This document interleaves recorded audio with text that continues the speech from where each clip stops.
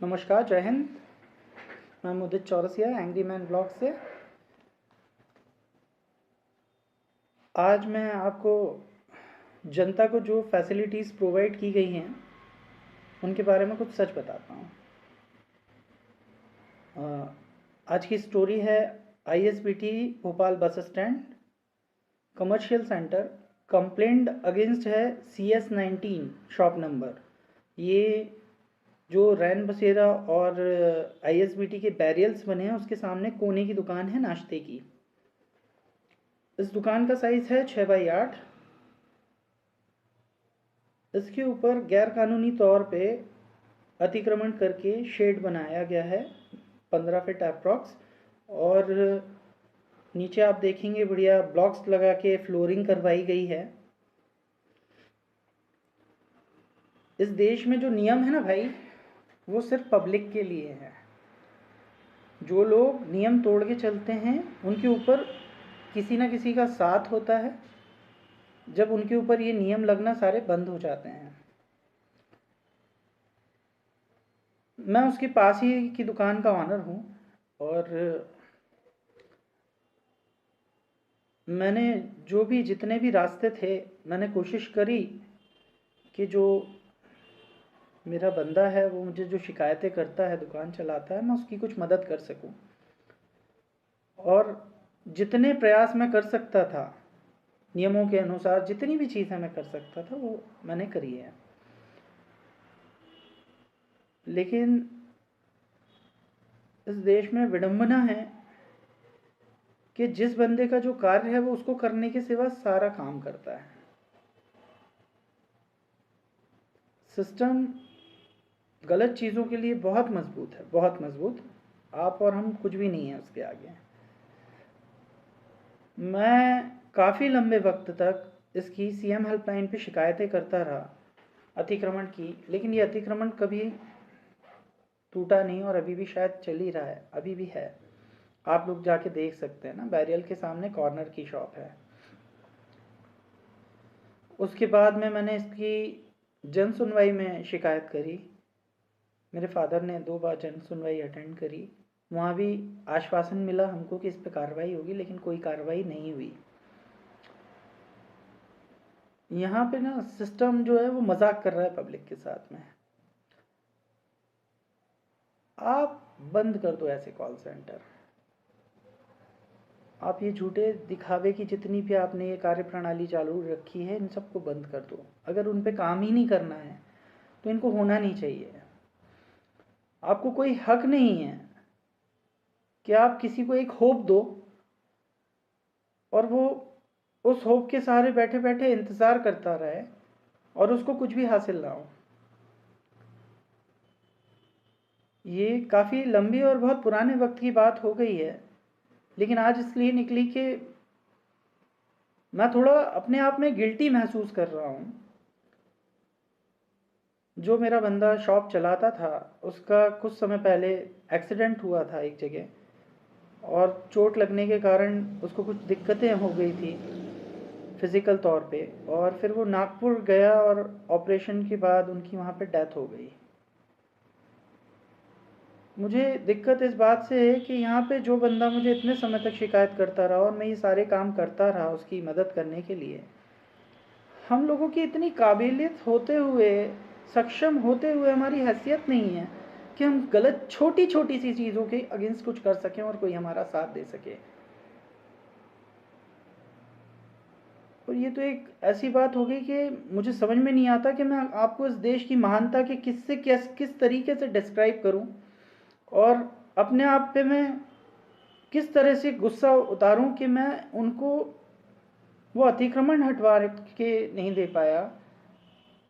उस बंदे ने लॉक डाल रखा है नल की लाइन के ऊपर, वो पानी नहीं देता है किसी को। जिसने प्रॉपर्टीज़ को खरीदने के लिए पैसा दिया है इतना, उन सब जगह पे भी अगर ये सब चलेगा, आप अतिक्रमण करके जो आपकी मनचाही इच्छा होगी आप वो बना सकते हो, चला सकते हो, तो कौन है ऐसे ठेकेदार जो इन लोगों को ये सब करने की इजाज़त देते हैं, इनका संरक्षण करते हैं कि इसके अगेंस्ट में कोई भी व्यक्ति, कोई भी विभाग कोई कार्रवाई नहीं करता है? मुझे जवाब चाहिए। मुझे जवाब मेरे मरने के पहले चाहिए। मैं जिसके लिए बात कर रहा हूँ वो दुनिया में नहीं रहा। आप लोगों को शर्म नहीं आती है कि आपने जन सुनवाई के नाम पे और ये सीएम हेल्पलाइन और जितनी भी आप सुविधाएं देते हो, आप सबके कानों तक ये बात नहीं पहुंचती है। आप लोग विकलांग हो, आपके कान नहीं है, आपको सुनाई नहीं देता, दिखाई नहीं देता, आपको किसी की तकलीफें समझ में नहीं आती, आपको सच और झूठ का फर्क पता नहीं चलता है, या आप इस समाज में दबे कुचले बैठे हो, या पैसे लेके ये सब चीजें चलाते हो। उसको एक्सेप्ट करो, इसका एक्सेप्शन दो, और इनको जो लोग बचाते हैं उसका एक्सेप्शन दो कि मैंने नहीं किया तो क्यों नहीं किया, किसके कहने पे नहीं किया। शर्म आती है तो जवाब जरूर देना। और जो लोग सुन रहे हो वो लोग ये देखो कि यहाँ पे जन सुनवाई फेलियर, कॉल सेंटर की करी हुई कंप्लेंट का फेलियर, जिन अधिकारियों ने निरीक्षण किया उनने क्या कार्रवाई करी होगी जब कुछ भी वहाँ पे हुआ नहीं, वो आज भी आराम से रन कर रहा है। पुलिस स्टेशन के अंदर लोग कंप्लेंट नहीं लिखते हैं। इतनी चीज़ें हैं कि जिनसे मैं बड़ा निराश हूँ। रिसेंटली अभी कुछ समय पहले केस गया था, हबीबगंज रेलवे स्टेशन के पास की घटना थी। एक 19 साल की लड़की का 4 लोगों ने रेप किया। दुर्भाग्य से भरा हुआ देश है, और क्या आंखों में यहाँ के लोगों ने डाला हुआ है पता नहीं, और कौन अपनी किस चीज़ का इंतज़ार कर रहा है इस बारे में मैं जानना, सोचने समझने की शक्ति खत्म होती जा रही है। बस गुस्सा भरा रहा है अंदर, उबल रहा है ना अंदर से। जिसके साथ में रेप होता है वो 2 दिन तक चक्कर काटती रहती है कंप्लेंट लिखाने के लिए, और पुलिस का सहयोग इतना गजब का रहा कि पुलिस ये बताती रही कि ये जगह मेरे एरिया में नहीं आती है। और उससे ज़्यादा विडंबना,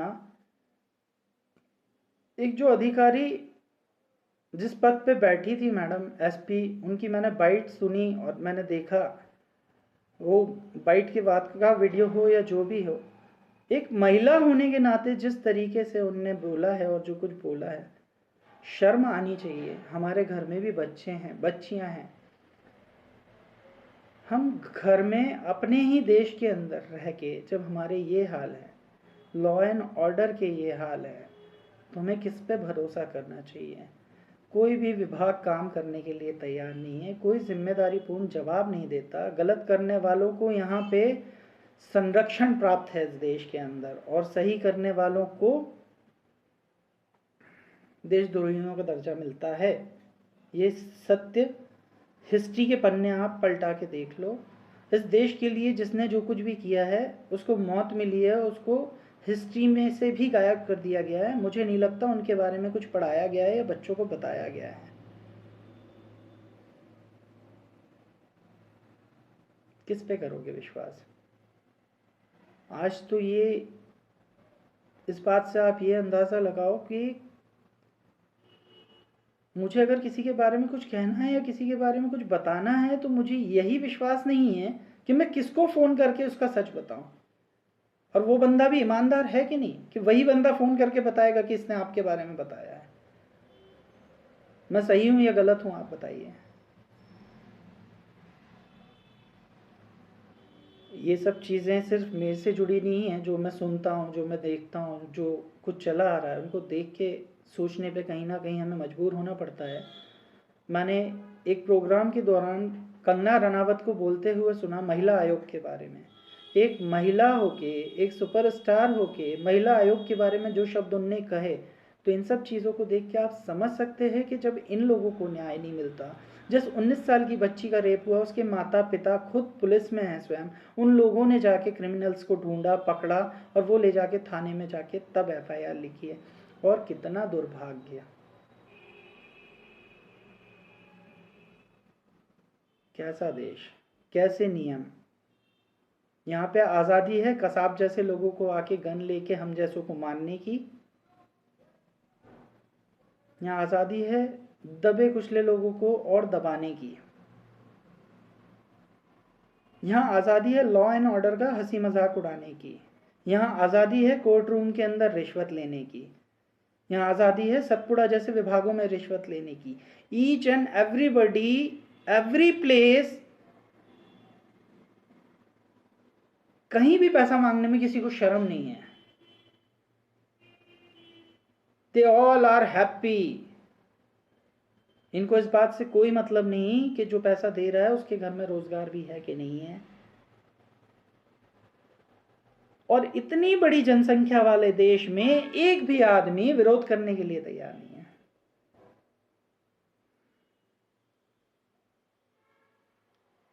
ये इसलिए बता रहा हूं, इन सब चीजों को चलता देख के कुछ चीजें मुझे समझ में आई, जैसे कि नाथूराम गोडसे ने महात्मा गांधी को क्यों गोली मारी थी। दूसरी, किस देश के अंदर बाहर से आए ब्रिटिशर्स ने 200 साल तक शासन कैसे किया होगा।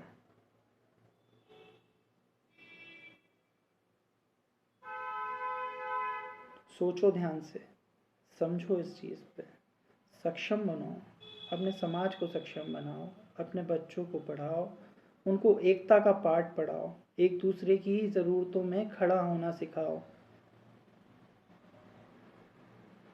जिस ज़माने में संदेश पहुंचाने के लिए माध्यम नहीं होते थे, उस ज़माने में भी हमसे बेहतर लोगों के रिश्ते थे। आज हमारे पास में WhatsApp, Google, Twitter, FB messenger, lots of type variation available हैं एक दूसरे से अपनी बातों को, मन की बातों को शेयर करने के लिए। लेकिन एक भी ऐसा मंच अवेलेबल नहीं है जहाँ पे हम अपना पक्ष रख सकें या उसके जवाब ढूंढ सकें। झूठा सिस्टम, झूठा लॉ एंड ऑर्डर, सबका सत्यानाश हुआ रखा हुआ है। यहाँ पे राइट एक ही है आपको, आप भारतीय हो, आपको मरने का अधिकार है। किसी पागल का मूड होगा तो आपके घर में घुस जाएगा, गन रखेगा आपकी कनपट्टी के ऊपर और चला देगा। अगर वो मिल गया तो ठीक है, सजा वजा हो जाएगी, और नहीं मिला तो वो आज़ाद है ही। और उसके बाद भी अगर आपको न्याय चाहिए तो आपके घर के अंदर कोई ना कोई अच्छा पॉलिटिशियन होना चाहिए या पुलिस विभाग का बड़ा अधिकारी होना चाहिए, तो आप जिंदा रहो, नहीं तो खुद जहर मंगाओ, परिवार को खिलाओ और खुद खा लो और मर जाओ। ये राइट है आपका। एक भी अच्छी चीज के लिए एक भी बंदे के पास 5 मिनट का समय नहीं है।